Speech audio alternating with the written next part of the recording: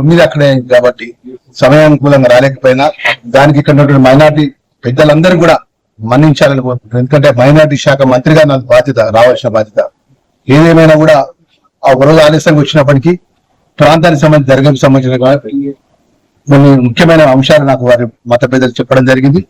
Budget పరంగా రాష్ట్ర ప్రభుత్వం నుంచి కొంత మా దర్గా అభివృద్ధి కానీ మా విషయంలో కూడా సాధ్యమైనంత తొందరగా మా గౌరవ స్థానిక శాసనసభ్యుల వారి యొక్క వారి ఆధ్వర్యంలో కూడా తక్షణమే ఆ దర్గాకు సంబంధించినటువంటి ఆ మైనార్టీ శాఖ మంత్రిగా తప్పకుండా ఆ నిధులు విడుదల చేస్తాను. ఈ సందర్భంగా దేవుని దర్శించుకుని చెప్తున్నా.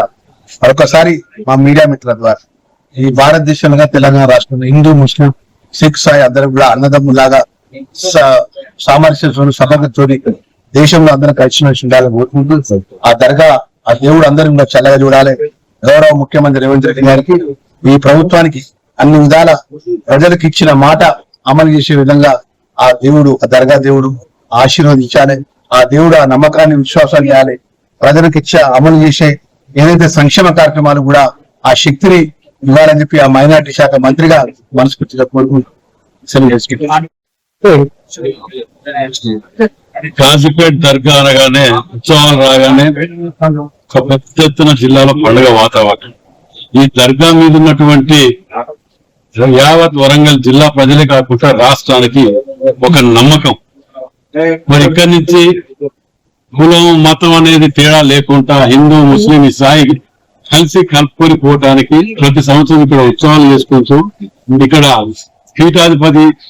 పీఠాధిపతి గారు కానివ్వండి, వారి కొడుకు కానివ్వండి, ప్రతి మతం నుంచి పిలిచి ప్రతి సంవత్సరం కొన్ని ఏళ్ల తరబడి నుంచి వచ్చిన ఆచారాన్ని భవిష్యత్ తరాలకు అందించే విధంగా ఈ యొక్క దర్గాని మనం పురుచుకుంటున్నాం. కాబట్టి దర్గాని కాపాడుకోవాల్సిన బాధ్యత కుల మతాలకు ఖచ్చితంగా అందరి బాధ్యత అనేది మనం చేస్తూ, మరి దానికి ఇవాళ మంత్రివర్యులు నిన్న రావాల్సిందే కొన్ని అనుకోని కారణాల వల్ల ఆగిపోవాల్సి వచ్చింది.